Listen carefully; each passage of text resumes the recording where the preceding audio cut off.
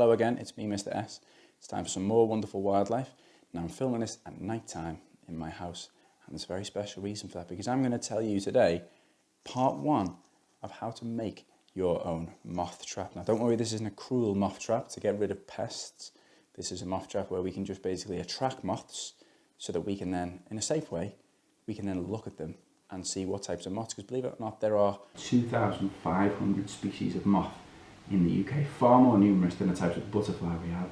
And unfortunately the butterfly gets all the attention because they're very pretty, they are beautiful. Sometimes moths creep people out and people think they're just ugly, kind of dusty coloured things that aren't very nice to look at, but that would be wrong. We've got some beautiful moths. Take a look at some of these.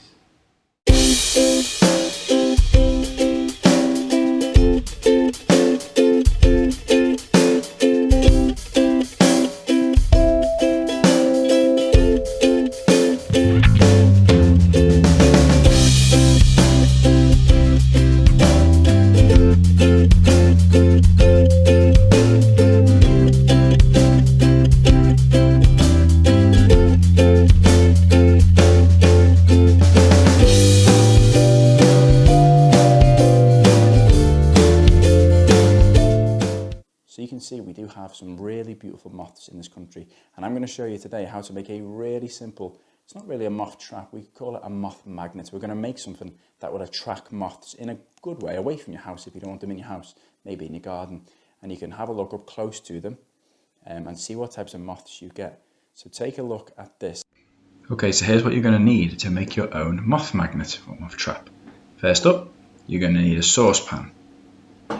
You're also going to need to ask your grown-ups for some cheap, preferably red wine. Make sure you ask it for them though, because they get very funny about that.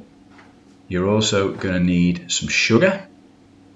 Granulated sugar is best, quite a bit of it if you can. And you're going to need an old piece of cloth or some rope. That's an old muslin that my son probably thrown up all over. It's been cleaned since, and you're going to need that as well. And you'll see why as we go. So the first step, take the wine, again ask for permission because the grown-ups get funny, pour it into a pan. And with grown-up supervision, you need to heat up the pan. Please ask an adult to help you with this.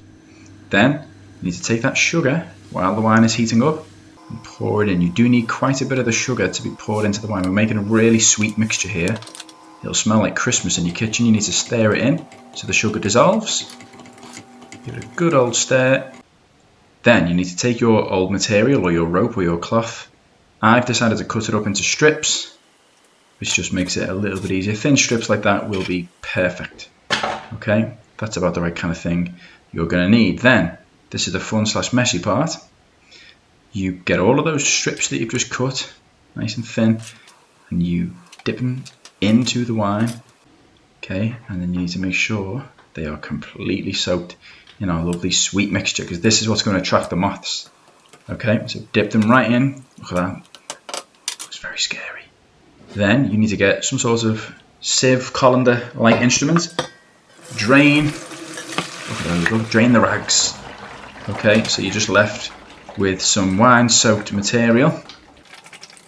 Make sure it's nicely drained, and if you look around you now, it looks like some sort of crime scene. So make sure you clean up after yourself. It can get a bit messy and sticky. Then, this is my yard. It's not special.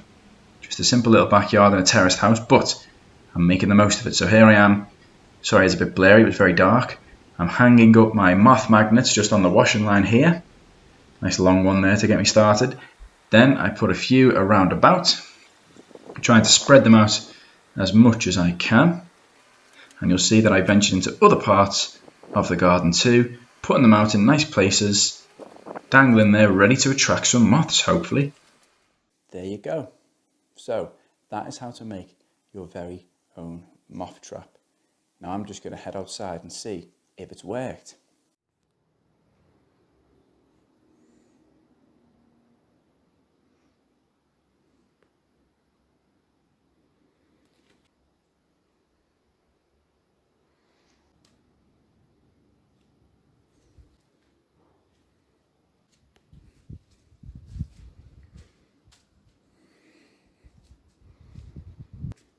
Absolutely gutted. I came out about 10 minutes ago and there was definitely a moth on that one just behind the camera.